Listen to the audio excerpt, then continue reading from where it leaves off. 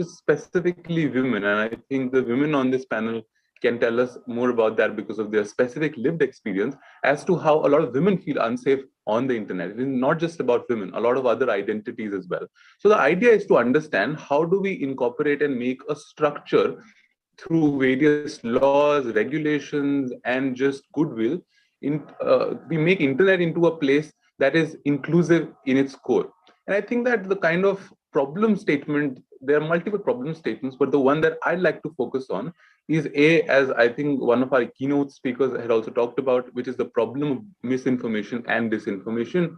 And secondly, I think the problem of big tech. I think as a democracy, we need to understand two things. First is that all social media should respect people's right to privacy. They should have that in their infrastructure. And secondly, as state, we should regulate big tech to make sure that they do not abuse their dominance and make, say, polarization something that is mainstream, because we think both of these things need and these are sufficient and necessary condition for a good democratic outcome. All right. Thank you, Divyanshu. Can I have Amrita now? Yes, ma'am. Okay. Good morning, all. Very happy to be a part of the CDF. Anyway, topic really depicts it's safe for all who are using correct way. Social media, it is one of the biggest platform to communicate, exhibit, and explore our ideas, etc.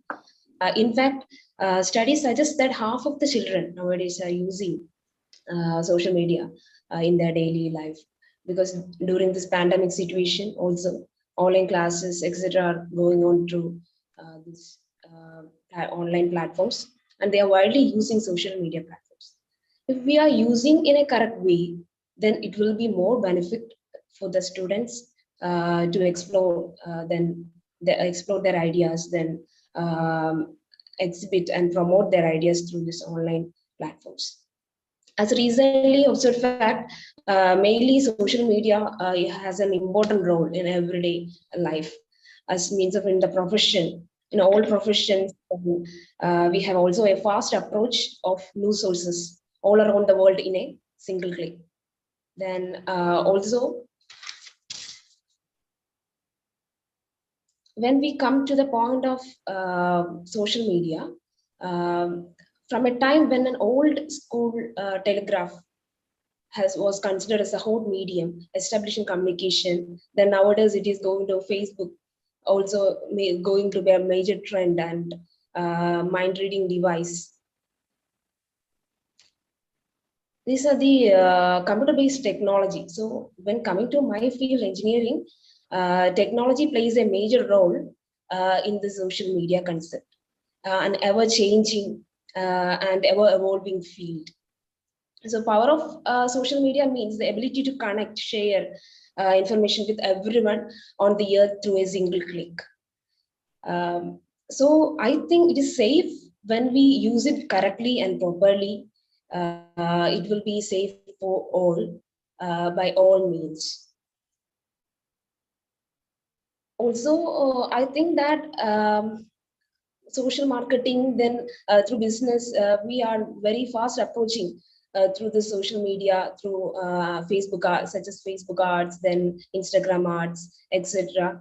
So it is very safe when we use it correctly, use in a correct form, etc.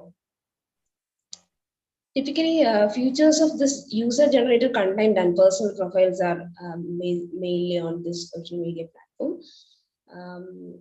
According to my concept, so nowadays it plays a major role in our generation culture, and it is safe up to the extent when we connect correctly and use it safe up to our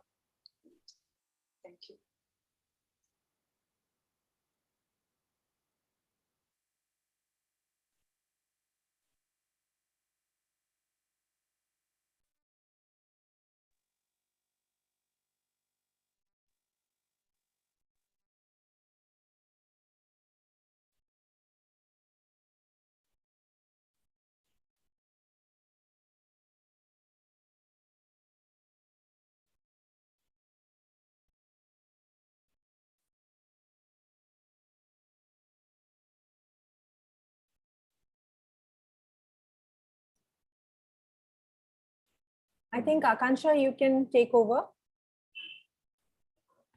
I hope I'm audible. Yes, properly. Social media gives me immediacy, direction, and uncensored commentary on sexism.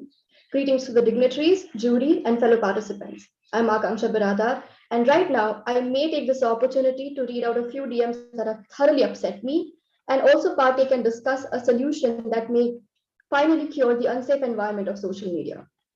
I belong to a generation that deals with their generational trauma by sharing or oversharing it on Instagram stories or retweeting it. Our curiosity and the need to know the latest trends in fashion, best-selling books, latest and oldest dramas of TV and YouTube, and the newest update on the current affair can only be satisfied by the quickness and the vastness of social media. Of course, it provides impeccable interaction and conversations.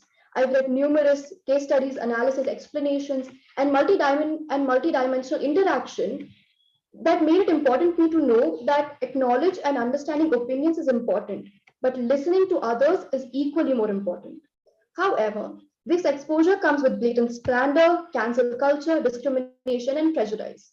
We often think out loud, did no one teach you the basic decency? Is this how you converse with a human being on social media? Just because you have the platform, you speak anything and get away with it. Now, here are a few stats. World Association of Girl Guides and Girl Scouts shared that the result of a survey conducted in 2020 revealed that out of 14,000 women, 52% of these young women experience online abusing such as slut shaming, body shaming, misogyny, receiving nudes, and unabashed moral policing. And out of these 14,000 women, 87% think that this problem is only getting worse regardless of the laws and the rules on the social media and in the government system that is provided. Prime Masturini is a health and science journalist. According to his reports, 52% of LGBTQ youth faced digital harassment in 2020. And in India, only 42% of such harassment is only ever discussed and not reported at all. Now, these are the stats that have only come forward. How many of these cases go unreported? As a journalism student, I must remain active and aware of the current affairs, changing politics, and every societal sentiment that provides a platform to an ideology. Social media catalyze the population and the popularity of and explanatory journalism. And I cannot help but feel that this has diluted the quality of journalism. I am afraid as I watch the same citizen verbally abuse these journalists. Neha Dikshit, Rana Ayub, and Maya Mirchandani talked about the abuse they face on social media, receiving hundreds of threats, blocking thousands of Twitter accounts, and being a victim of image phishing in sexual abuse, respectively. All these instances are very familiar to me, honestly. This is just an ignorance towards consent, violation of freedom of expression, and hate crime, discrimination, and so on and so forth. The same questions rings in my head again. Did no one teach you about basic decency? I've spent quite a few days procrastinating and the rest of the days thinking about what could be a possible solution to create a safe environment on social media. Because every person is different and so is every opinion, this debate is the witness of it. So we are aware that everyone is different and so are our opinions. But respecting these differences makes a huge difference, I think. I revisited the syllabus of information technology, computer science, and social studies of our schools. None of these subjects, and I mean none of these subjects or any other, provide a small glance at these subjects such as consent, sex education, or what is bullying. The behavior of any person is the reflection of the environment they were brought up in. We teach boys that they must remain sexual beings and that sex is granted to them. We teach girls that they should remain a size 4 and shy. We are asked to learn about the UDHR without understanding its importance, but with each day, Article 2 of UDHR only becomes important and relevant and ignored. Education institutions influences the most, I believe.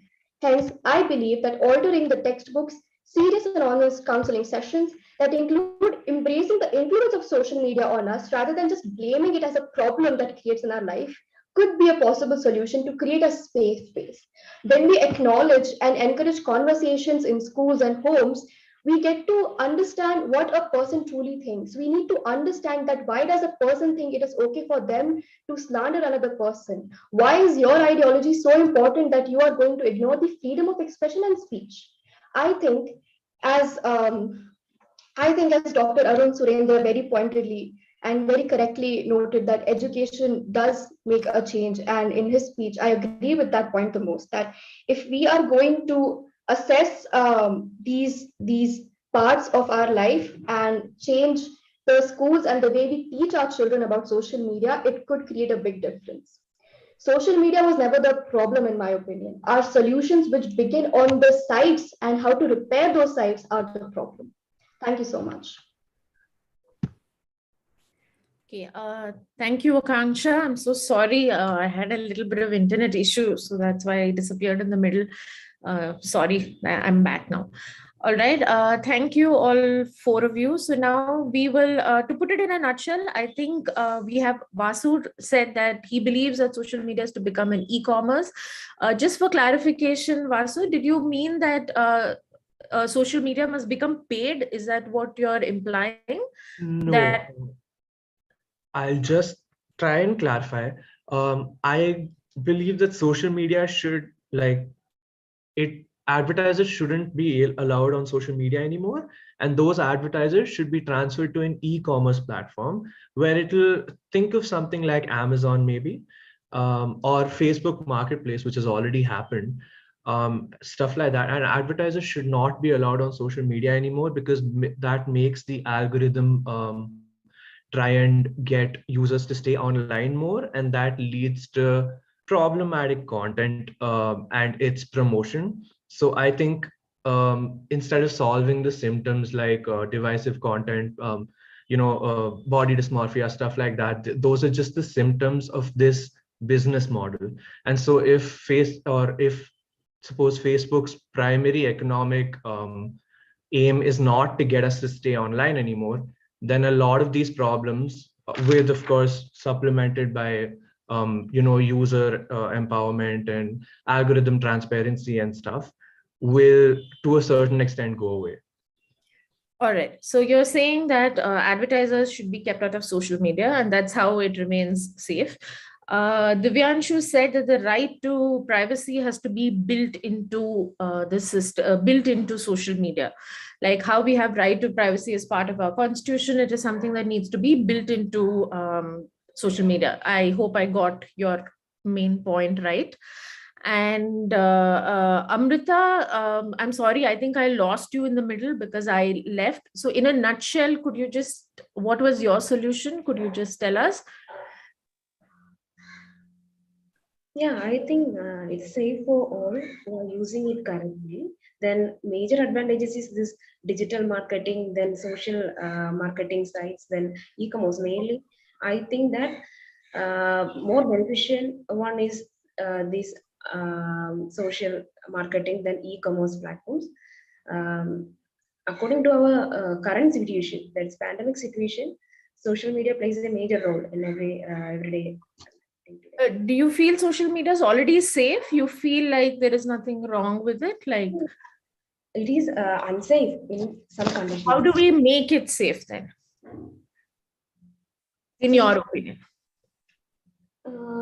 We can use strong password in for example Facebook or Instagram or etc. Strangers will be there. So we are focusing, we want to focus to create a strong password, and also some strangers will hack our account, etc. While creating the strong password, we will have to maintain a strong profile of our account. So for example, I mentioned that. Then okay, no, I just wanted to get clarity. And Akanksha believes that we can't blame the medium. Often, the education is important, that if we understand everything has its pitfalls and its problems. So it all depends on the users of how we use the media. So if we have conversations and we address that as people, then we will not have a problem with the medium, right? So I hope I got your point right. So yes, now the floor is open to the four of you, where you are free to ask each other questions or, expand on your opinion as well. So the floor is yours now.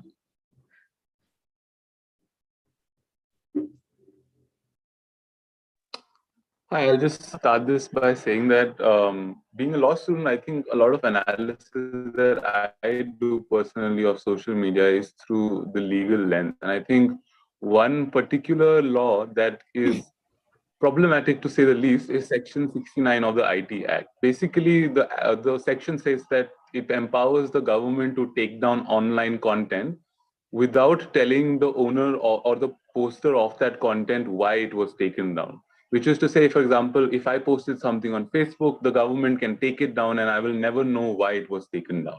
Now, Section 69 is an interesting story in the sense that it was also challenged in the landmark case of Shreya Singhal versus Union of India, the case in which we struck down Section 66A of the IT Act, which said that nuancing speech or speech that tended to create disturbance online was held to be punishable under the IT Act. The landmark case struck that provision down as unconstitutional because it violated our right to freedom of speech and expression under 19A.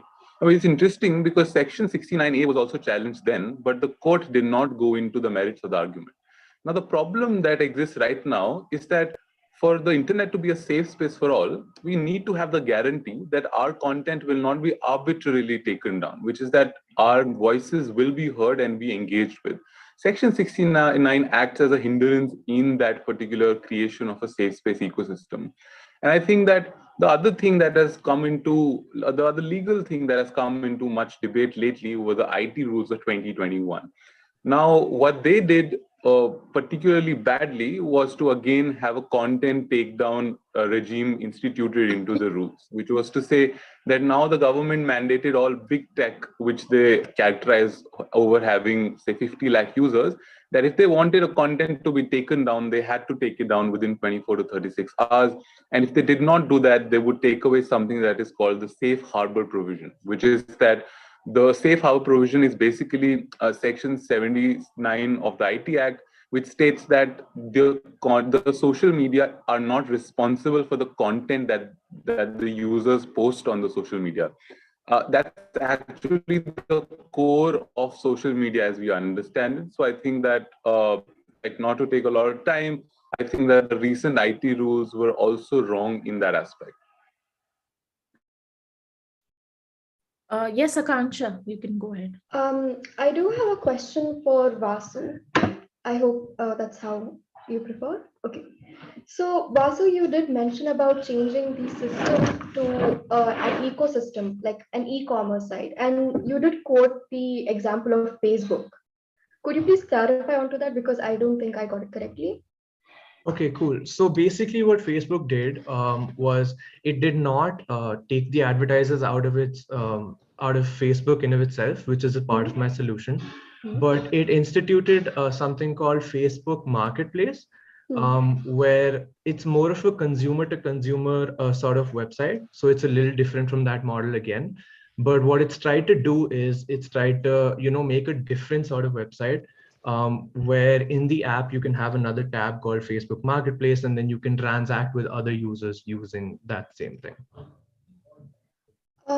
Because I do remember AOC and Mark Zuckerberg on the Congress, in the Congress hearing, where we did talk about how Facebook just does not fact check advertisements. And a lot of these advertisements were political in their nature, and they were spreading misinformation, disinformation. And especially during the period of election, it was a very capitalistic venture that mooched off on viewerships. So even if we do shift that advertising sector to a different website, where there is no guarantee that the CEO is aware of what is happening in his company, and second of all, where there is no assurance that whatever advertisement or the content you're coming across is fact checked, do you think this will be good in the long run? Especially to the generation such as ours, where we are gullible, where we really want to believe what we see because we want to be the first to know what is happening. Okay. So I don't think Facebook as a platform is, I think we, to a certain extent, also have to be responsible in our use of platforms. And so if we come across something that might or might not be accurate, we should have the ability and the depth to check that out. And so when you're saying to move to another platform, what I mean when I say move to a new platform in terms of e-commerce is more like an Amazon point of view. So more products and more services to be sold there instead of impressions, right? So the whole problem with social media is that we're very susceptible to subliminal impressions, right? And so as we move to this new platform, those problems won't exist anymore because it'll all be made very clear, right? In this new platform, it'll all be made very clear as to what the advertiser is selling at what price. And, essentially what I really want is for the choice to be given back to the user. And so now if you're on a social media platform without any advertisements, how you use how you use that social platform is completely up to you. And without the algorithms promoting certain harmful or divisive content, everything has an equal playing field. After which the user's responsibility kicks in, and he or she or they have to clarify on what they're seeing and whether or not they believe that that's true and what opinion they take. I agree with your point. I agree with certain aspects of it. However, I do have a question for Amrita. Amrita, your solution talked about using the social media correctly and properly. Are you instigating that every one of us has to use it correctly and properly, that and some way we are not doing it? And I don't really understand how using a strong password could really create a safe platform for everyone, because very recently, Vikram Aditya Sahai, who also is referred to as VQueer on Instagram, he had a strong password. He has a private account, but the kind of threats and abuse he received for using his freedom of expression and speech is very disheartening to see. And it is all based on caste and gender identity. So I don't really understand how creating a strong password is really going to help things. I don't agree with your point. Akansha, I had told it as an example, using a strong password, then strong password will be longer it is, the more secure it will be. Using a different password for each social media accounts, then setting up for security. And this option will be available for most social media sites.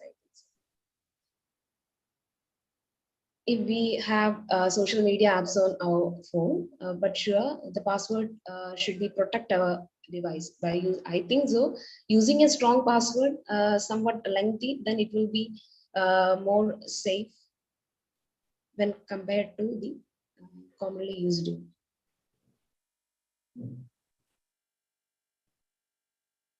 Amrita, I think what even Akanksha is trying to ask you is that when we're talking about safety, we're not just talking about accounts being hacked or, this thing. So, but for example, on social media, when you engage with someone, it could lead to trolling and it could lead to abuse.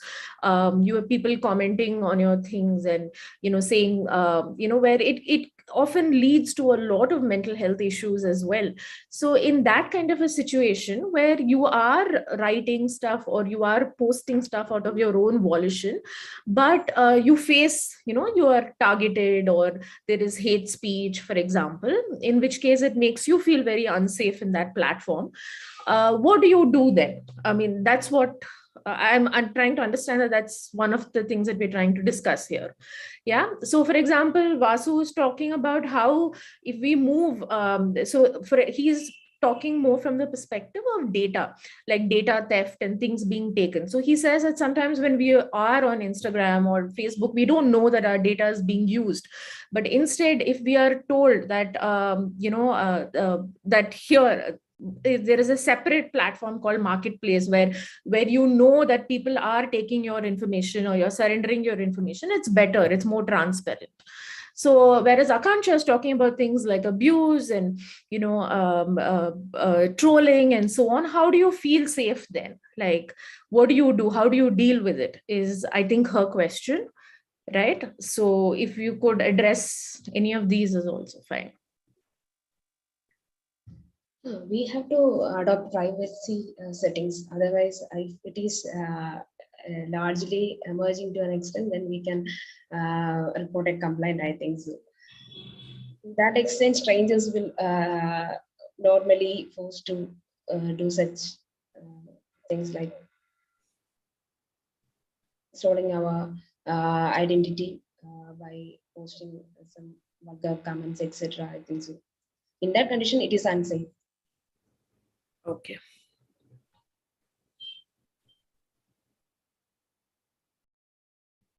I'd just like to jump in and talk about something that has been discussed a bit, which is the problem of hate speech online. Because I think to me, the problem is not very simple, to say the least, which is to say that there's two countervailing interests associated with regulation of hate speech. One, of course, the legitimate interest that you don't want people to be harassed, you don't want people to be delegitimized, you don't want their identities to be eviscerated by people who are sitting behind a keyboard. But at the same time, you also need to make sure that you don't trample on people's legitimate right to freedom of speech. Now, the hate speech problem is a particularly nefarious one because there's no clear understanding as to when freedom of speech stops and when hate speech starts. And there are different methods to deal with hate speech internationally. So, for example, the two things I think we need to understand, or at least are important according to me, is to first note that most of the constitutional protections do not apply to private platforms because they're not within the definition of a state, which is to say that our right to freedom of speech, we cannot enforce it against, say, Zoom or Facebook or Instagram because they're not in the definition of a state. Secondly, most of the speech on these platforms is regulated by their own terms of contract, which is to say that because it's a private agreement that you enter into when you sign up in either of these services, you abide to be bound by their own terms of hate speech regulation. Now, the problem, and this is something that's become interestingly complex in the US, is that the left, the political left and the political right, both of them are hounding the big tech, but for different reasons. The political left is saying that the big tech isn't regulating hate speech enough, but the political right in the US is saying that the US is exercising more editorial discretion than is, say, permitted by their constitution, etc. So, to me, to apply, to juxtapose this dilemma in India, I think the IT rules are really exemplary of this dilemma, which is to say, how do we make sure that we make a safe space for people online, but also make sure that we don't give away our right to freedom of speech. So I think the kind of solution, the approximation of a solution that I can think of right now is to first understand, and not through just constitutional protections, but a civil society understanding of what are the kind of speech that we clearly think should not be allowed online. And I think that the first step towards that is to understand what qualifies as freedom of speech in the first place. I'd love anyone, if they want to offer their comments and thoughts.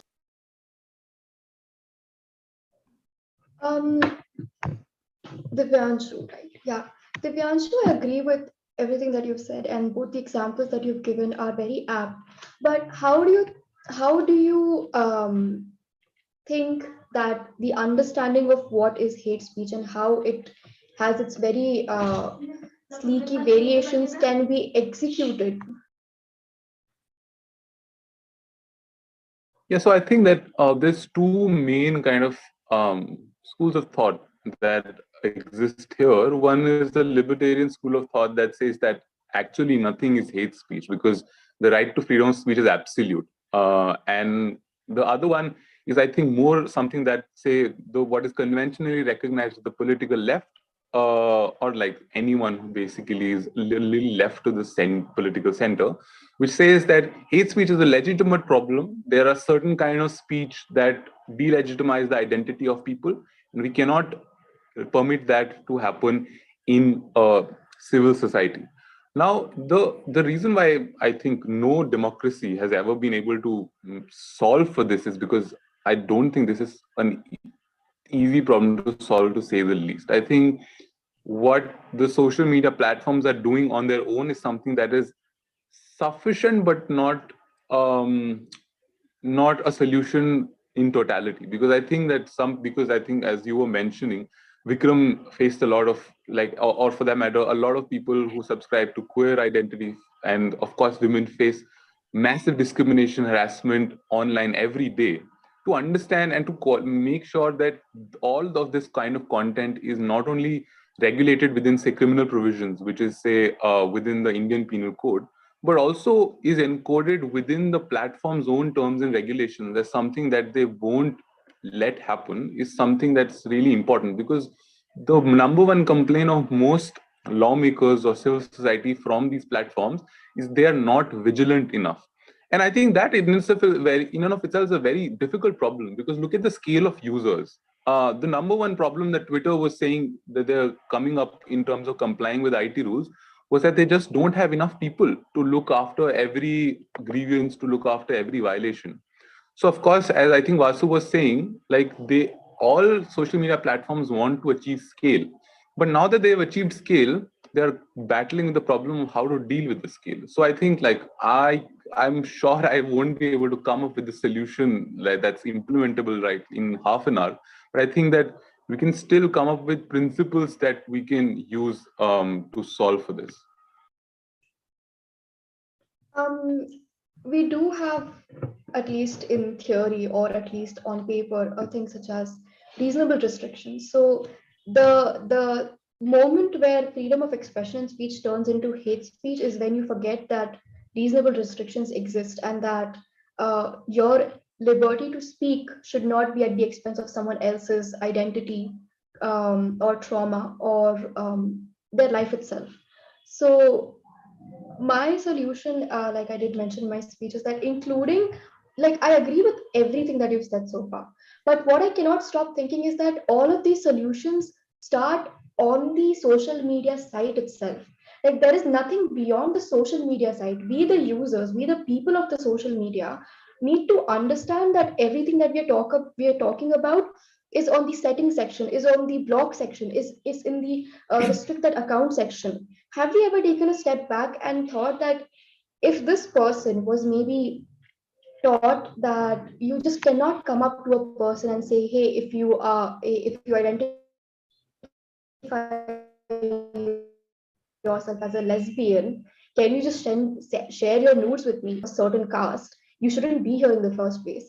The responsibility of educating ourselves, and as much as I don't like to use the phrase educate yourself, but educating yourself, because these are the bare minimum qualifications of being a decent person, is that we actually do need to educate ourselves. And if we cannot do that, if we think that it's too late to change the adults around us, we can definitely teach our children that there is a thing called social media and you will be inevitably influenced by it. But what I do expect and hope is that you come up to me and talk about things, and you come up to me and say that, is okay if I treat this person like this? Is it fine? Do I even think about a person in such a manner? So I think schools play a very important role. Everything I know comes from school, or everything I know comes from social media, or the n number of accounts on Instagram or Twitter that are doing a phenomenal job when it comes to teaching us about the basics of gender diversity, or the rigorous and the regressive but age-old sexism that pertains to the society. So if these simple solutions can be included in the school syllabus, such as and the reason why I brought out about Vikram Aditya Sahai is that they actually did write a training manual for teachers and educators that said gender diversity, gender nonconformity, and transgender at the center stage. This was supposed to be a manual as a part of the NCRT books, but a lot of people did not like it, which means that when a lot of individuals do not agree with such a change, it means we are taking a right step. We are challenging the comfort and the norms. So for me, education has always been very important in every aspect, and introducing what is social media in computer science or information technology can be a first step.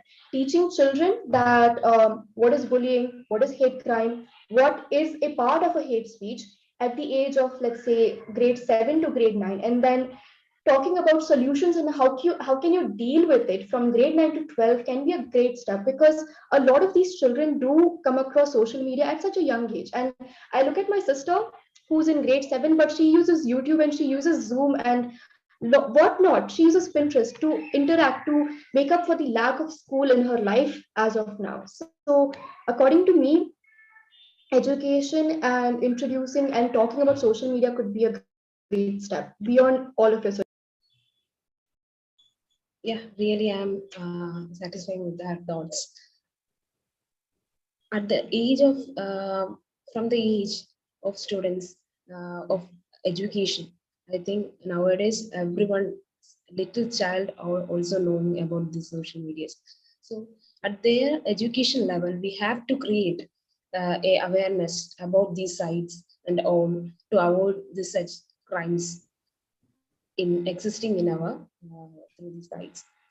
So she tells it clearly. I am also satisfied with her thoughts uh, by giving education about this social media sites and what's the importance, etc., to the students at their early age itself. Then we can totally avoid this type of crimes and strangers nowadays doing hacking, etc., through these social medias, vulgarly.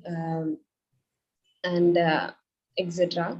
Through the social media. So I think that nowadays all the students have a general idea about these all social media sites, etc. Then this using, etc. But they are unaware of these using these sites in a proper way. So it become unsafe. So making giving awareness or making them aware about these platform, it will be very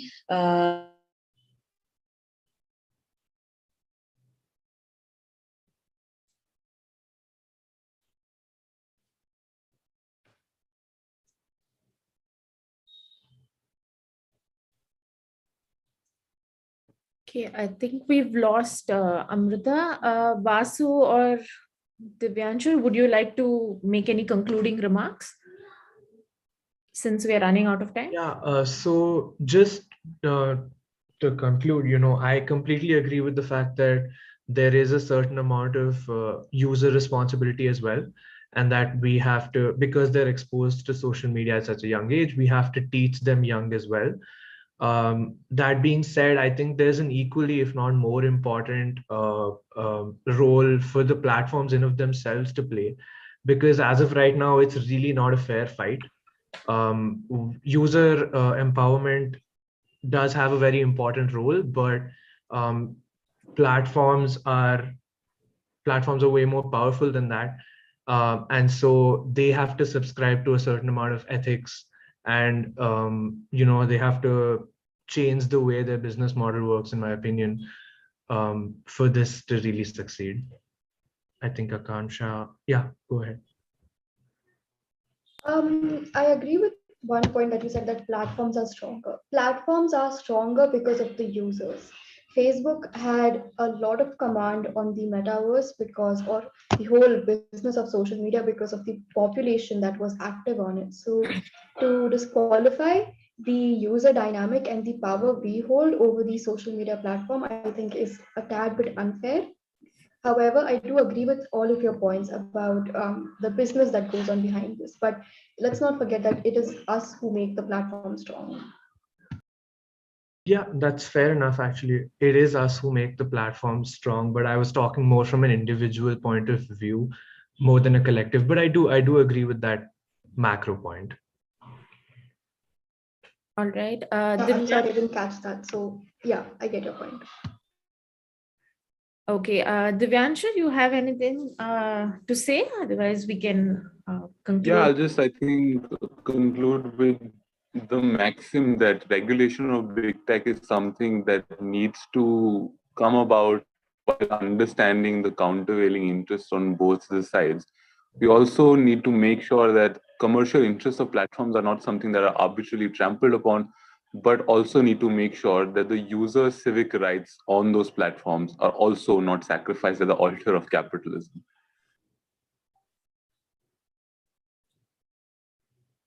Yeah. All right. So to tie it together, you can see that Vasu here says that the companies must take bigger responsibility, because at the end of the day, they want to, there is that capitalistic greed, they do want to become huge, they want to make more money, tap more markets. So somewhere they have to be reined in, is what he feels. Whereas Akanksha and we have Divyanshu also saying that user responsibility is also high. The users are the ones who are exploiting it also, and they are also using it. So somewhere awareness has to come from at a young age, and given that children are exposed to social media these days, that perhaps we could introduce, say, media literacy or digital literacy courses at the school level, where they are aware of the kind of content that they put up and what the effect that it can have on others. And and that there is a thin line between your freedom of speech and the freedom of another person, right? And I think Amrita was also agreeing with that. And Divyanshu feels that yes, companies have to be reined in, and it is not impossible to have moderators. We normally, for Facebook and all that, we have moderators who moderate the content and pull it down.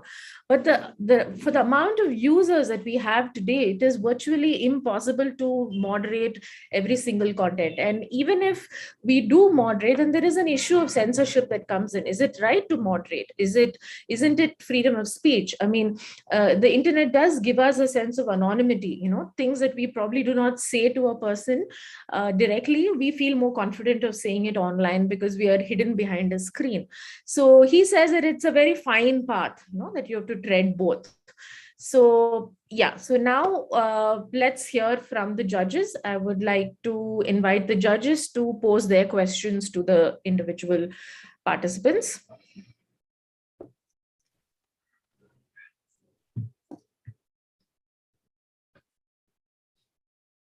Anybody would? Well, Srijan here, I can ask Akamsha. So, Yes. Hi, Akamsha. So my question is, do you think legacy media has an active role to play in regulating and reforming social media? If yes, how? If no, why? Sir, I'm so Sorry, sorry, I couldn't catch your voice clearly. It's very low. Could you please repeat your question a little louder? Yeah, sure. Can you hear me now? Yes, sir. It's better now. Okay. So, do you think legacy media has an active role to reform social media? If yes, how? If no, why? By legacy media, I mean conventional media like print, television channels. Okay. So this is a question. The answer that I'm about to give you was a part of many discussions in my journalism class, that nowadays the state of journalism, which is the fourth pillar of our Indian democracy, is in shambles. It is saddening. It is disheartening to look at. But print media, I think, has all print media as well as broadcast media, I think, are the medium of communication that every person can understand, such as a person may or may not use social media, but television, radio, or newspapers are an integral part of every person, I think, from the primary sector to the business tycoons. So, legacy media does directly shape social media and journalism in that manner, because the lack of accuracy, the lack of credibility, the lack of brevity in our legacy media is channeled through citizen journalism, is channeled to explanatory journalism through platforms such as Al Jazeera or the Vox media network. So these network sites or these communication networks have increased the clarity of communication and also diluted the state of journalism. And I think because when citizens take things in their own hands, such as the daily updates we see from Palestine or Al Jeddah, the demolishing, the bombing, that everything that the everyday that happens in these Gulf countries, they come through Twitter, they come through Instagram handles of citizens, of people who are not journalists. So the legacy media has failed and is unable to create that platform of communication. But at the same time, when citizens have the ability to post a lot of content, such as that is related to journalism, I think it is manipulated to an ideology and to a personality of a person rather than the crux of journalism that is just neutral and honest facts and reporting. I hope that answers your question. Yeah. Okay. Thank you.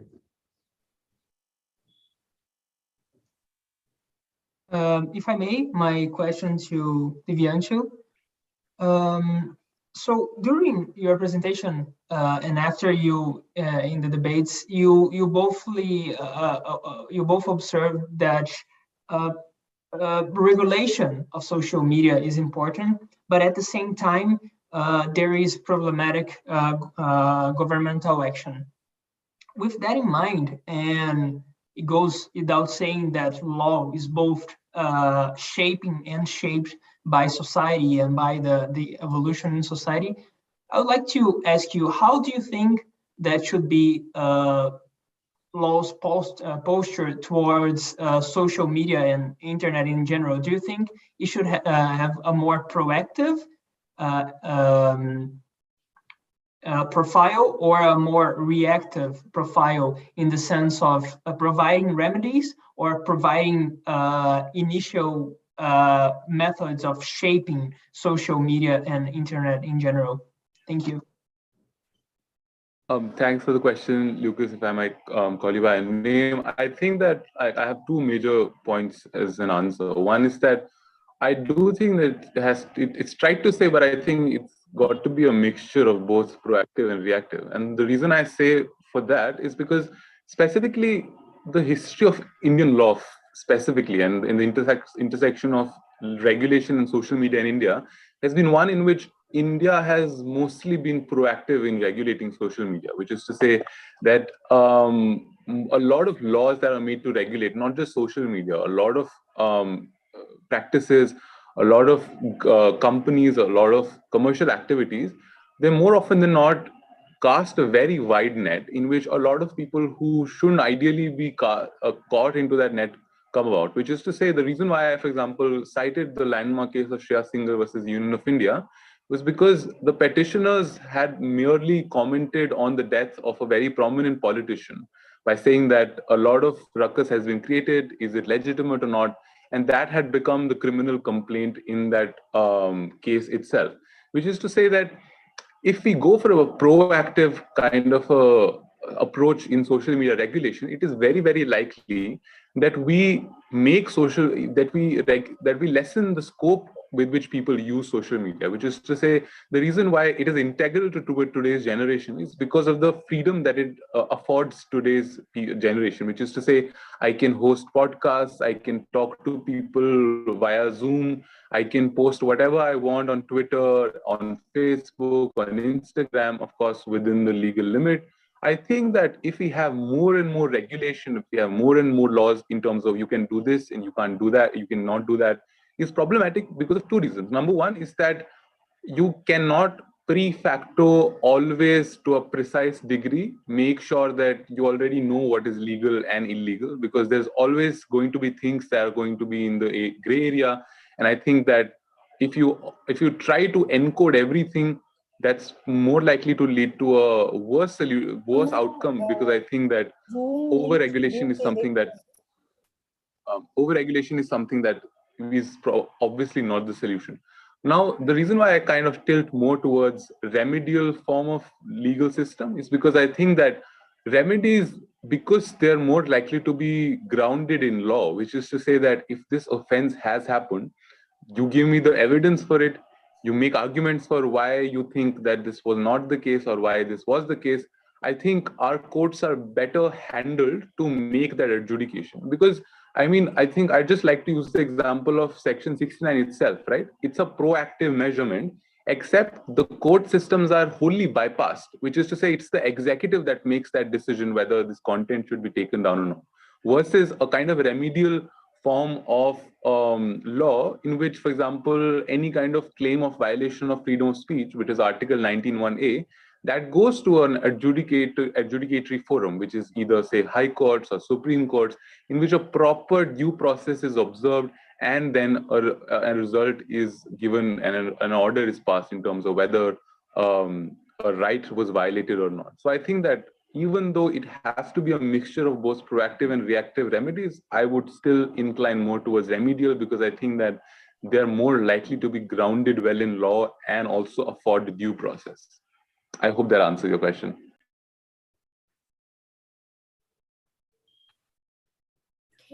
Ms. Lata, if you have a question for Amrita. Yeah, I have a question. Hi, Amrita. Social media in itself is a technology platform that's present in all our lives. In light of other prominent technologies like advancements like artificial intelligence, blockchain, IoT, robotic process automation, how do you see this platform evolving, particularly from a safety point of view? Yeah, ma'am, sure. In this evolving technology across the social media, it plays a major role when we consider this artificial intelligence or blockchain or augmented reality, etc. It plays a major role. A great advance is nowadays in this field. So technology plays major role in this evolvement of various sites, etc. I think that nowadays, in all profession, in all sites, it plays a major technological rise and development. So when we consider the social media, the growth of technology is a major role. Yes, past years. Thanks, Amrita. Thank you. Hema, if you would like to ask your question.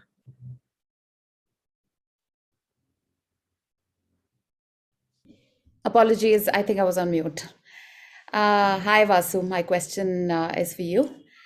I like your solution where you suggested that changing business models could be sort of a potential way for large companies to make social media a safe space.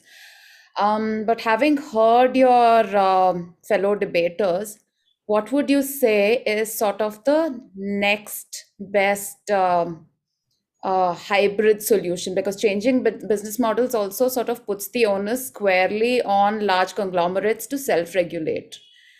But for example, your fellow contestants have suggested education as a way of doing it, legislation as a way of doing it. What alongside changing business models would you say is a hybrid solution to making social media safer? Okay, so if the onus was taken off of conglomerates to help this situation, then I would lean towards both of those solutions. Actually, I think they both have to happen together as well, in terms of legal regulation and user empowerment, because the user can empower itself, but that's a very long-term process. It has to take a lot of education and a lot of understanding about social media algorithms that not even a lot of experts today have, to try and get around this particular system that has been created. That being said, regulation is, I think, in the short term more important, because it takes a long time for user empowerment to kick in. And till that time, to square out this particular position and to help users maintain a healthy lifestyle, regulation is important. Now, I do agree with Divyanshu's point about a lot of the regulation points he made, especially about it being remedial. And so, yeah, I think those two are the most important ones. Other than that, I think, again, I'm going to have to come to what the companies will do. In terms of, if they're not shifting business models, at least some algorithm transparency, how they collect data and how they use that data transparency, how they share it with the third parties. A lot of that needs to happen for the user to be able to take control, especially until that user empowerment point kicks in. All right, thank you. Right. Thank you. Can we have Hamida to pose questions? I think Hamida can pose questions to all the 4 participants. Yes. Thank you, everyone. I love the debate. I'll start with Vasu. I was very interested in what you said about goodwill, and I think someone else also mentioned it. I'm interested in how, like, I know we've talked about the hybrid and you've talked about the split model. However, I was wondering, like, have you had any thoughts of how can we combine goodwill with commerce? Because somehow we have this thought process where commerce is different than life, whereas commerce is actually a part of life. So, like, do you have any thoughts on that? Okay, so I think the way for these companies to get goodwill right now, that is to say that is to get people to think good about them, and for regulatory authorities to, you know, to be on the same side essentially as the people, is for them to stop taking advantage of the situation that they've put their users in. Essentially, that's the situation that's been created. Is, as a user right now, I don't have any control over which advertisements I see, how I'm how I'm essentially impressed, and what happens behind the scenes. It's completely opaque and I can't see what's happening, which, you know, that's not a good position to be in. And now that we're understanding that we're in this position, for the companies to have any sort of goodwill, they have to take certain steps to make us to make that screen like a little less than opaque, if not completely transparent because of competitive edges and stuff like that, at least, you know, a little less than opaque, so that we can see what's happening and then we can make an informed choice. I think the shifting of business models does that, essentially just gives the people the choice, because that's what's important. Their original goal was to connect people and to provide a platform, which is a holistically important goal. But they've gone away from this because they've provided a platform where the more engaged we get, the more money they get. So obviously, it's whether ethically or unethically, they want to keep us engaged. If this incentive is taken away, then you know, the choice is given back to us. And after that, if I spend 9 hours a day on social media platforms, then it's my choice. You know, it's something that I'm doing, and that's completely okay. Yeah. That's so what I'm hearing is you're saying good, like transparency will basically get us towards that point of absolutely, yeah. balance. Okay, great. Thank you. Thanks for that. Divyanshu, you're next. Basically, I was very interested in what you said about the laws need to change. And I was interested in hearing from you about, so often when we talk about laws, obviously we know there's a social angle. So if you remember Jyoti's statement from Justice Verma, I think, he had a long preamble on how we need to change the social side of things, etc. So I was interested to hear from you, like, how do we bridge the legal and social gap in this case?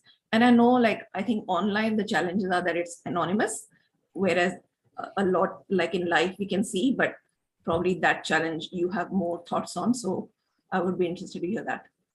Does that make sense? Yeah, thank you. I'll just actually I just want to address the first question I asked Vasu, because I think that's a really interesting question, because something that I also think about, which is how do we align the profit motive of these companies with just a general user experience?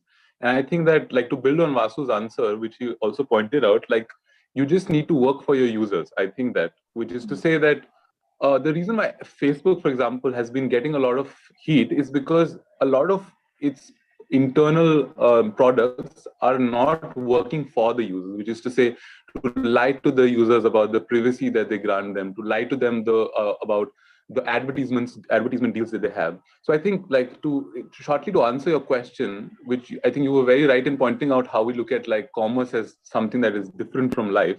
I think that the idea for any kind of social media platform is to always make sure and remember that you're working for the user, and the only way you can scale up, you can build better companies, to always make sure that you don't lie to your users and you work for them.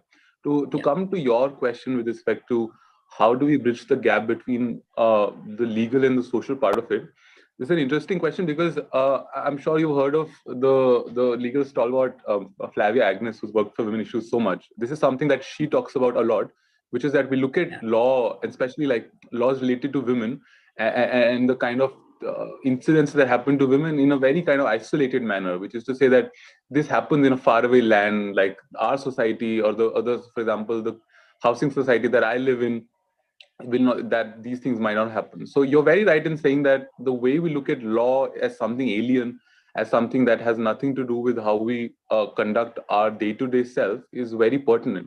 Now, of course, I can't give you a solution which is a one-stop solution to do that, but I think that what should really need to happen is the cognizance of the fact that law is not alien. Law is something that, like ancient, to understand how law came about, law was nothing but codification of customs, of practices.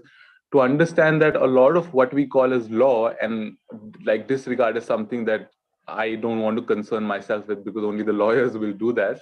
I think the idea is, I think something that Akanksha said very pertinently, that you need to educate the people. You need to make them aware that your rights are not something that are alien to you. And this is something that I really like to say, is that Indians don't think in the vocabulary of rights. We like to think about our duties, and a lot of politicians remind us of our duties towards the nation, which is also right. But I think that Indians need to be like, we're very, very behind in terms of being cognizant and in terms of thinking about our rights. So I think that the solution to that is education, firstly, to spread awareness, and also understand that law is to empower us and not to as an alien tool. Yeah, thank you for that. Amrita, I will ask you.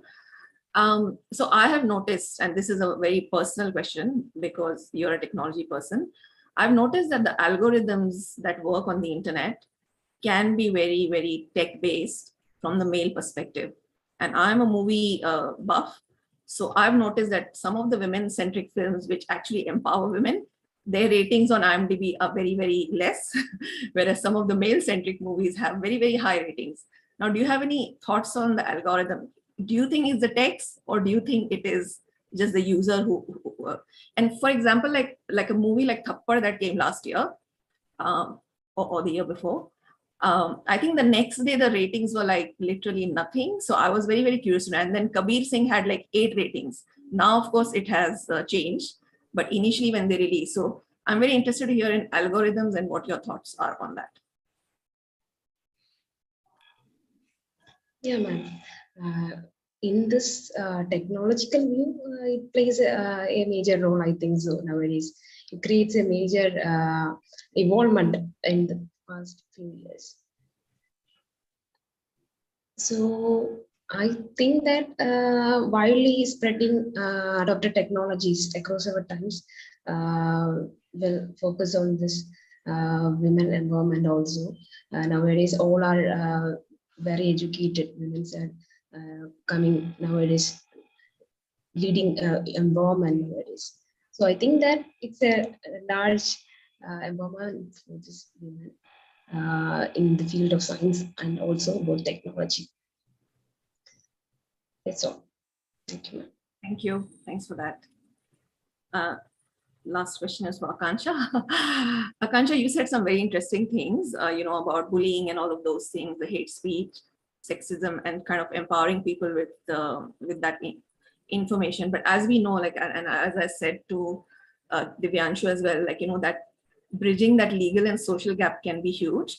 And there's a lot of disinhibition effect, and I'm not too sure whether everyone is aware of it, but the disinhibition effect happens more on social media, in the sense that things that you can, I think Shakti briefly touched upon that, things that you can say to people in real life, are probably less, but on social media you can be really blah, with all your emotions, and it comes out very, very interesting. But I was just interested to hear from you, in terms of the question here also is, I guess what we see online mirrors what we see in the real world as well, right? So it's kind of the same. Now I know education is important, and I guess we are putting the onus on people to sort of be responsible for what they say and they do not say. But I guess, how do we create that, in your mind, online, how do we create the safe space same as we would in for example, real life? Do you have any thoughts on that? Yes.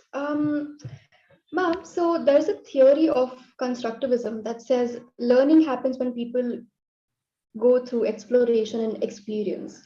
Yeah. So this theory alongside the theory of diffusion of innovation, which means that people can be divided into categories and how they are ready to adapt to a rule or a new change on social media, especially on the internet. I think these two theories are a key point in understanding how when the community guidelines were introduced on Instagram, and because I use only Instagram and not Twitter and any other social media platform, so I would take that as an example.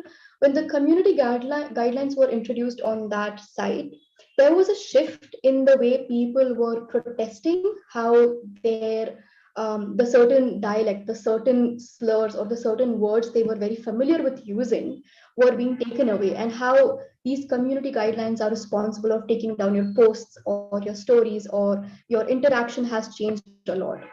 So, like Divyanshu said, that we focus a lot on our duties and how politics is also focused on what are our duties and not our rights. I disagree with that, because the environment that I come from and the interactions I have on a daily basis, we talk about this is my right, I need this is my right, and I will do this. But there is seldom there is the discussion of what is my duty towards other person, what is my duty as a person, is seldom talked about. So I think on social media, community guidelines or reasonable restrictions do decrease the gap between the kind of two dimensions that we live in.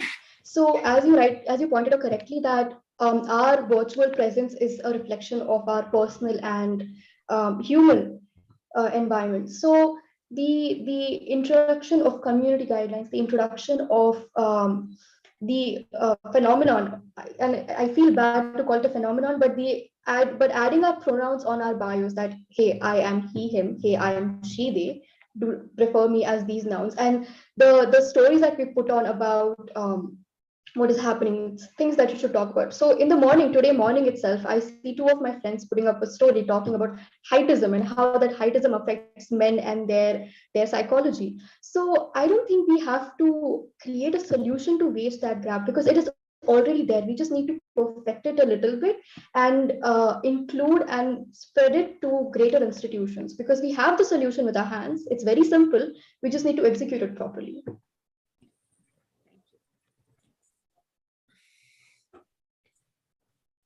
Okay, thank you, judges, and thank you, participants also. I think essentially the debate has been about two things. Is it user responsibility, or is it the responsibility of the conglomerates? And I don't think we can arrive at a black or white solution. It somewhere lies in between. I think there is the balance that we need to strike. Thank you, all of you. I think over to Nidhi. Thank you, everyone. That was an absolutely insightful debate. We are extremely heartened to see how the participants have internalized the topic, the issue, and brought in their unique perspectives. Thank you also to the wonderful judges and their very pointed questions that did make the participants push their imaginations a bit more further. And thank you, Shakti, for moderating that all too well.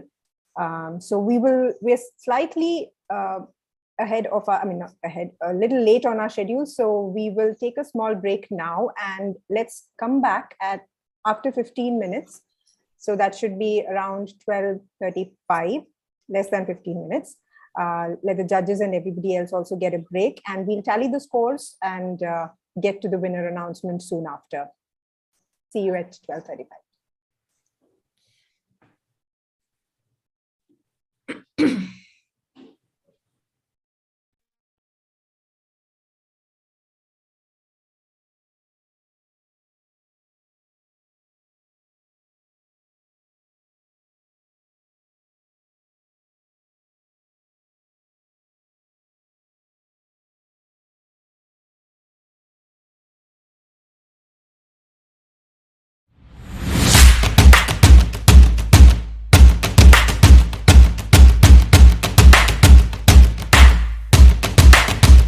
My name is Akanksha Lakshman Biradar from Mount Carmel College, Bangalore. I am Divyanshu Demi, student at Jindal Global Law School. I am Amrita G.S. from Trinity College of Engineering.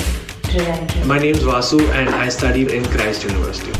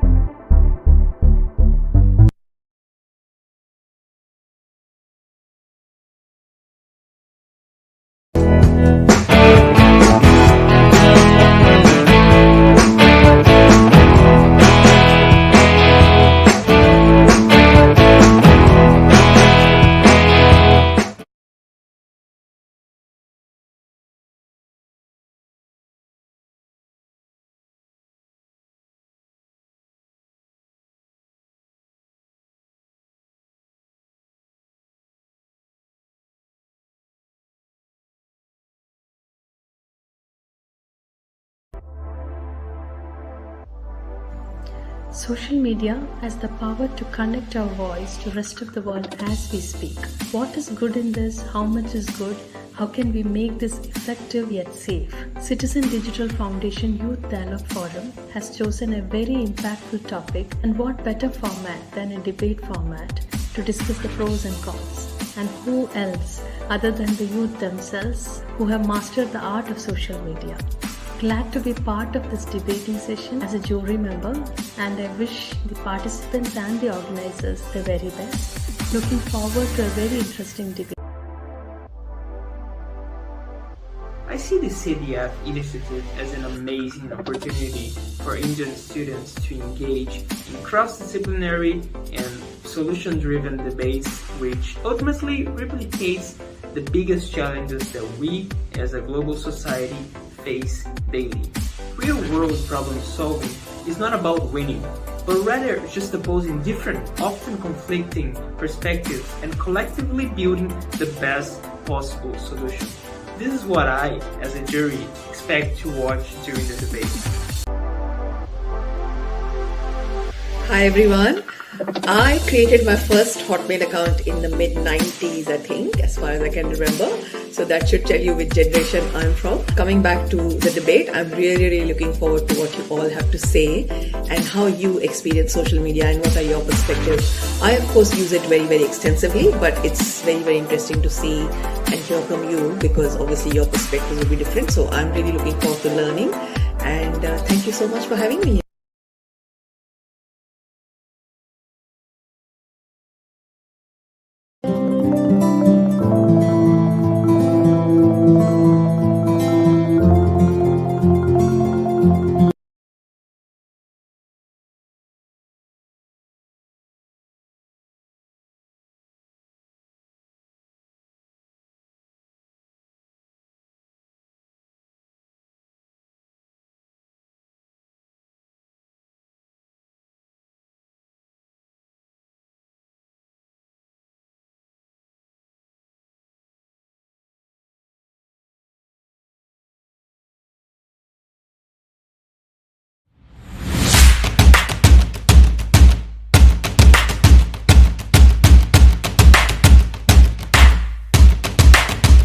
My name is Akansha Lakshman Biradar from Mount Carmel College, Bangalore. I'm Divyanshu Demi, student at Jindal Global Law School. I am Amrita G.S. from Trinity College of Engineering, Trivandrum. My name is Vasu and I studied in Christ University.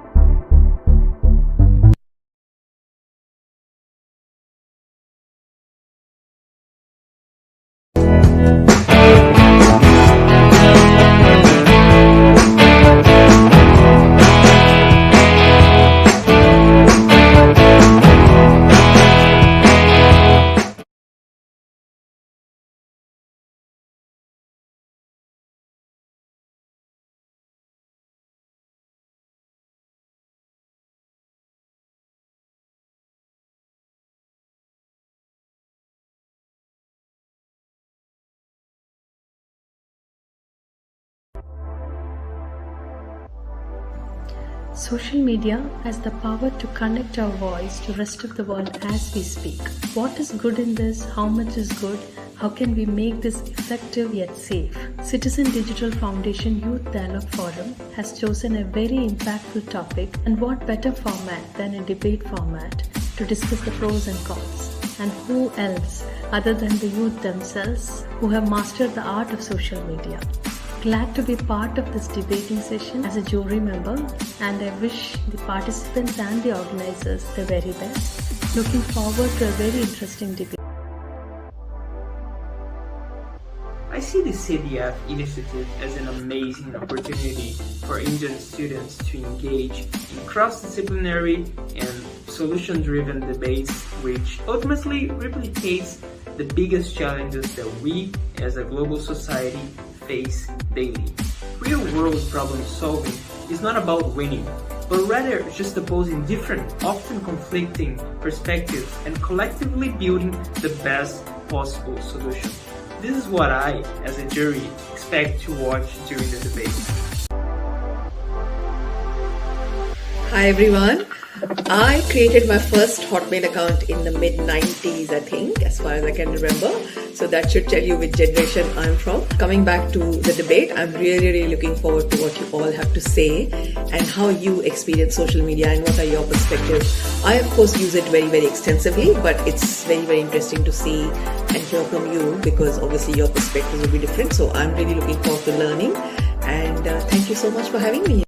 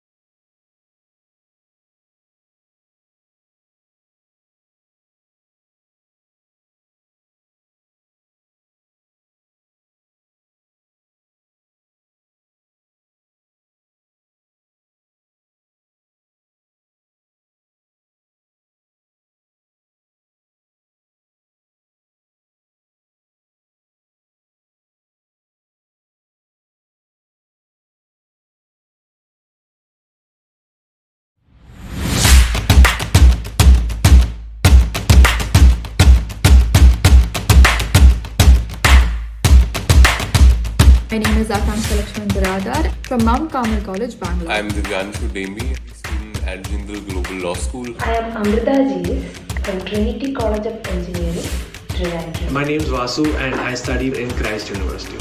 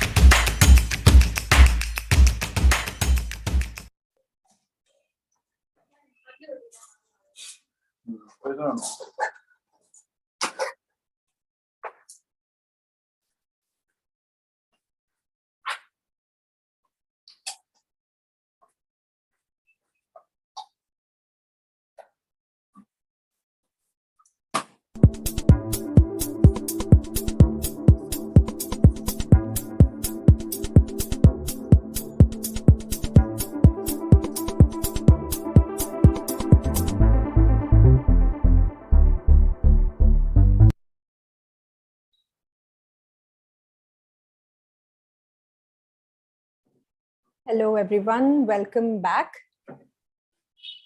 So before we get into the winner announcement, may I ask the jury to say a few words? Should we start with Lucas? Lucas, if you're ready, we'd like to hear your thoughts.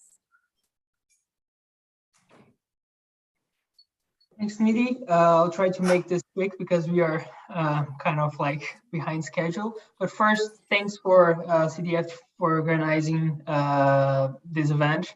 I'm pretty sure it will be a first of many. Thanks for my fellow jury members for being here and all the participants, of course, and also our keynote speakers. First of all, I would like to simply congratulate our participants, because it's not easy to get out of our comfort zone and debate with people that are not necessarily integrated in the same background and does not always have the same premises that we do. And I say that simply because we are having a debate between people from different courses in college, in university. So it's not really easy to convey the message and getting rid of all the jargons and the things that that people around you normally understand when you are in your own environment. So for that, congratulations. And second thing, I would like just to bring the attention not only of the participants, but for all of us, to one thing that actually occurred to me during the debates, which I believe it's a big wake-up call for all of us. We are talking about internet, we're talking about social media, we're talking about comfort zone, and we are talking about debate, these aspects. And during the debate today, we had this for a moment, two notions of one word that could lead this debate to two different directions, and it's the word safe. The idea of a safe social media. It could be, obviously, as we focus during this debate, a safe emotional space.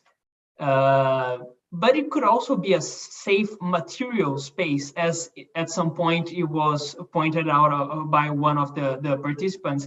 And I think that's important, because even among us, we were almost everyone focused on one side, and we almost forgot that there is another side that is possible, and a lot of people could, depending on their background, could see this other aspect of the reality.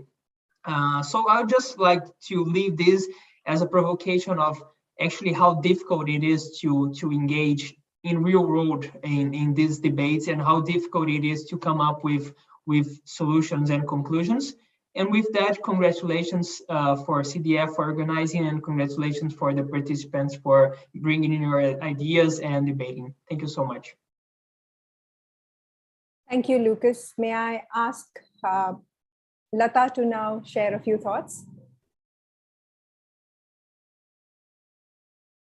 Thank you, Niti. And first of all, yes, congratulations, Citizen Digital Foundation, for organizing this vibrant debating forum and to discuss one of the most needed topic. And more congratulations for the purpose and objective you're standing up for, which Videsh explained. And to Divyanshu, Amrita, Akansha and Vasu. To be frank, it was extremely great listening to you. Very, very meaningful thoughts. And what was more impressive is to understand that the younger generation like you have a very deep understanding on the whats and whatnots of social media. Being a technologist, I have to talk about the topic. Like we treat information and data as power. And when power or data is disclosed in a wrong way or to a wrong person, that can pose threats. That's why technology play a whole lot of role in protecting that. So in the cyber world, confidentiality, integrity, and availability of data, when it is stored, processed, transmitted, has to be bounded by safety and security policies. And this media being so powerful, I think it is also quite important. We talked about policies, we talked about technology and education, a whole lot, which is very, very needed. I think the overarching principle also is about how we as consumers exercise a discipline while using this very powerful media. I have to conclude by saying, when we say let's all stay safe online. Thank you. Thank you very much, Lata. May I now invite Srijan to share his thoughts? Hello. I was disconnected for a while. Sorry for that. So when while I was listening to the debate here this morning, so what has come to my mind is a famous quote on debate by legendary social reformer Sri Narayana Guru of my part of the world, Kerala. So once Narayana Guru was asked, what is the purpose of a debate? So then his answer was, a debate is something that should illuminate your knowledge and help you to share your knowledge with others, not the other way. Like you cannot dispute and defeat anyone. That is not the purpose of a debate. A debate should be to help you to expand the horizon of your knowledge and perspective.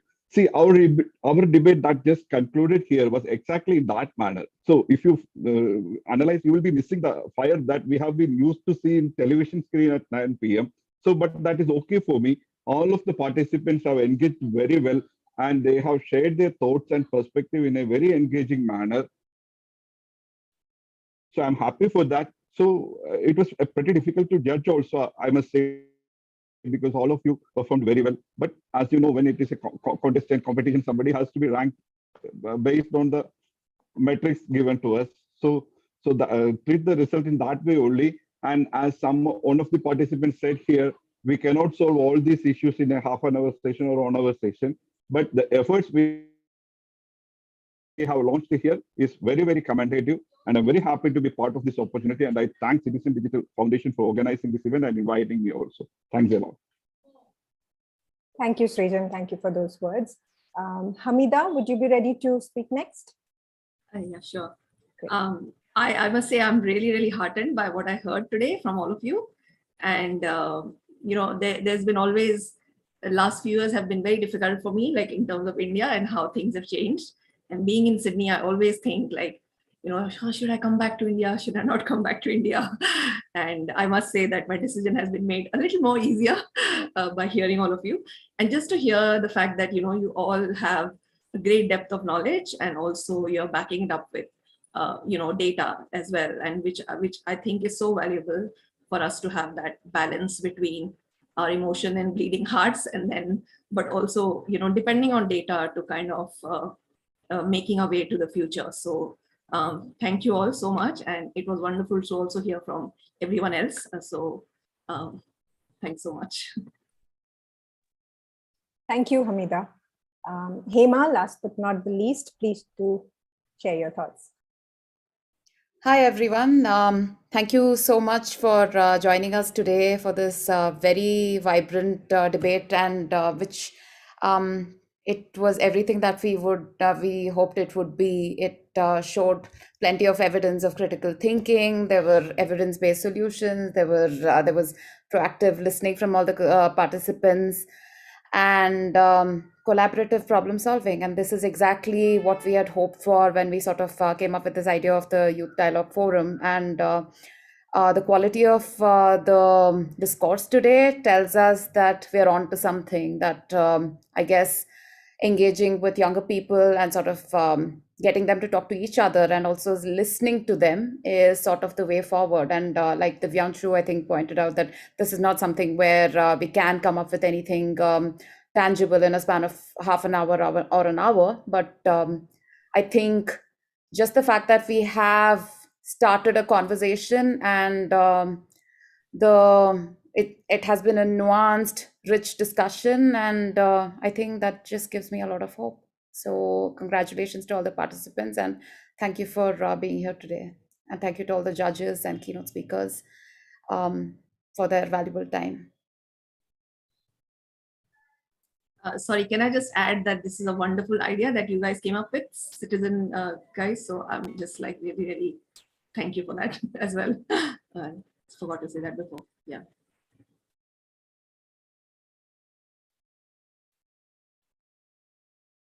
Thank you very much, Hema. Thank you very much, everyone, for sticking with us for the entire course of the debate. We're just totaling up the scores. We're on the last set. So please bear with us. Give us a moment more and we'll be announcing the winners soon.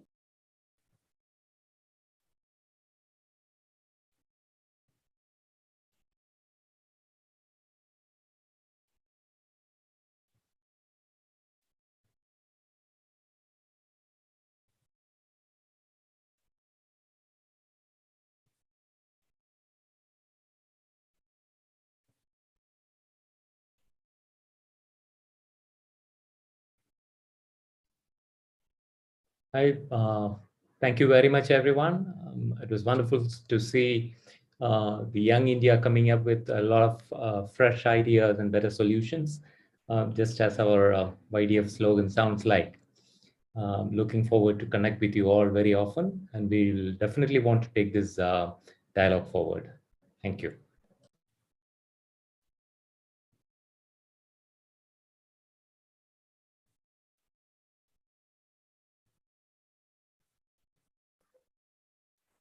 So we have a team of fervent fire ants working behind the scenes to bring this show to fruition. We have somebody with us from Ahmedabad. His name is Ash Gopalani. He's right now based in Bombay. He is working behind the scenes. He's also product consultant with Citizen Digital Foundation. We have our very, very busy fire ant, Meghna Nair, who's been the force behind putting this event up in terms of coordination, in terms of putting the collaterals up, creating the designs. So there's a huge round of applause from our side to her, and we're really grateful to her. All of you know her personally as well. So that's great. So she and Ash are on the score counting right now, and she'll be passing it on to Shakti, who will then be announcing the winners.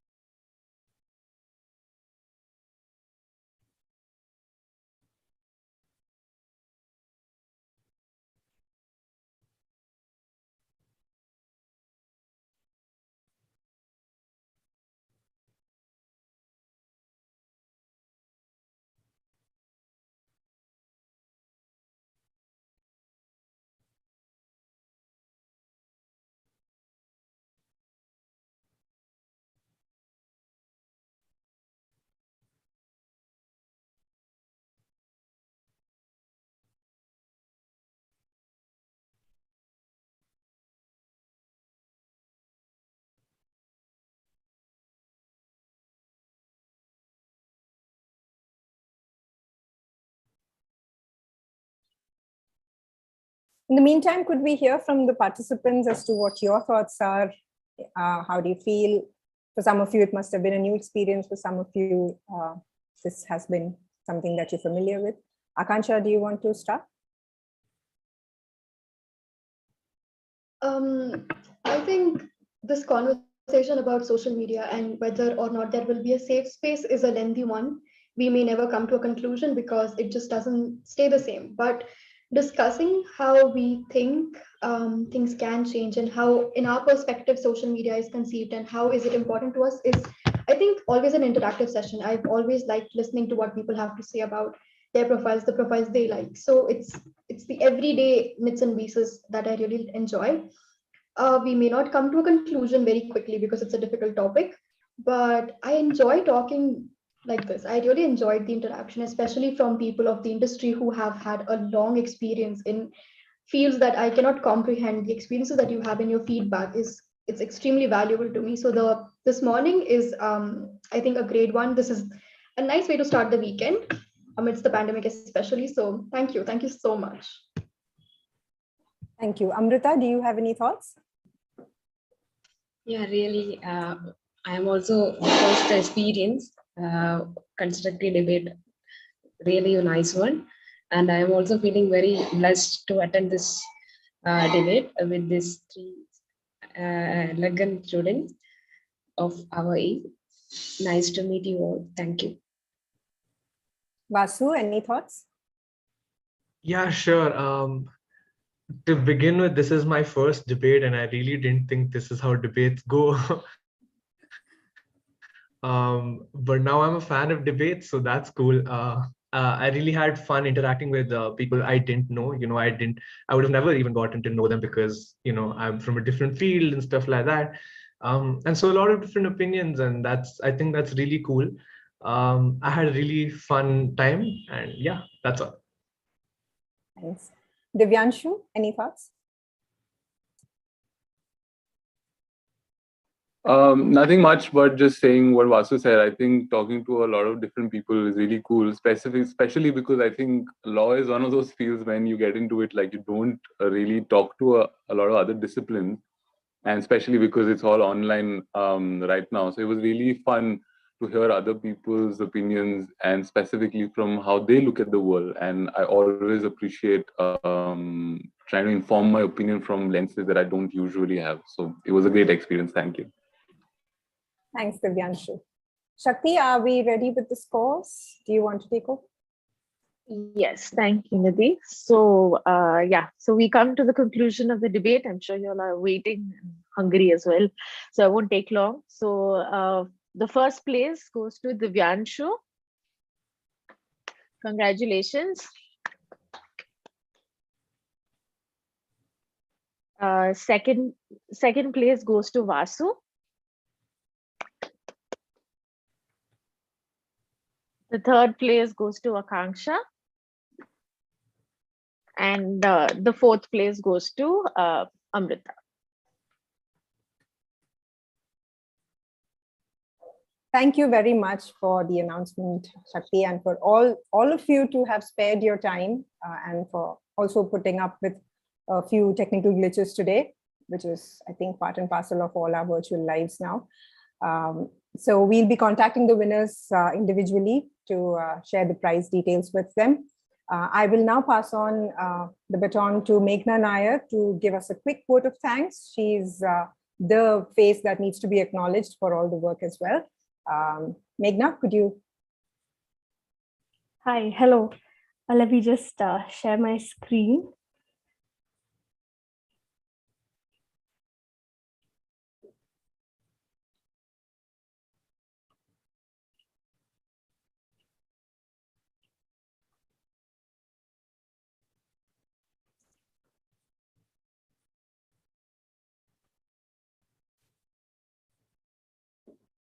Yes.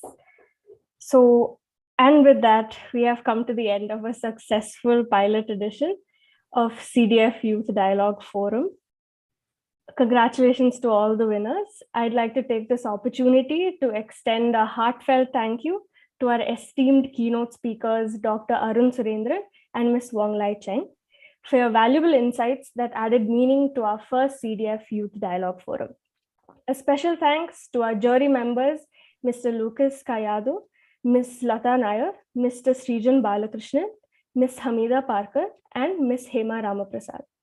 Your work judging our bright participants and their arguments today sure was not easy. Our moderator, Ms. Shakti Swaminathan, also had a demanding, albeit exciting task today. Thank you for ensuring a smooth and constructive exchange, Ms. Shakti. As a token of appreciation for your work, we are happy to mail you digital thank you vouchers made possible by Federal Bank.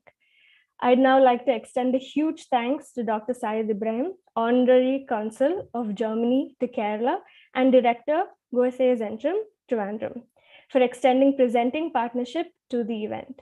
Sincere thanks also to Ms. Divya MJ of Federal Bank and Mr. Sandeep Jayachandran of AD&S Business Consultants for their support towards making CDF Youth Dialogue Forum possible. Our participants are Akanksha Biradar, Divyanshu Dembi, Amrita GS, and Vasu Mathur deserve a big round of applause for their hard work and performance today. It would have been organically done, but if this was a physical event, but here's putting our hands together for each one of you. Thank you to everyone who tuned into the event today from various parts of the world. I would also like to thank everyone who worked behind the scenes to pull off the very first Youth Dialogue Forum by Citizen Digital Foundation. Thank you to Ms. Hema Ramaprasad for coordinating with the jury and creating the press kit for the event. Thank you to Mr. Ash Gopalani for creating the social media calendar and helping with tech setup. A big thank you to the event people and Mr. Surji Esai for helping us with the technical aspects of this event.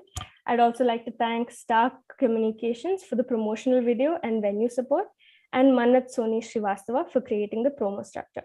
We hope you enjoyed Citizen Digital Foundation Presents Youth Dialogue Forum. Thank you for watching. Thank you for joining us. Thanks, everyone. Thank you, everyone. Bye-bye. Thank Bye. you. Bye. Thank you, everyone. Bye-bye. Bye.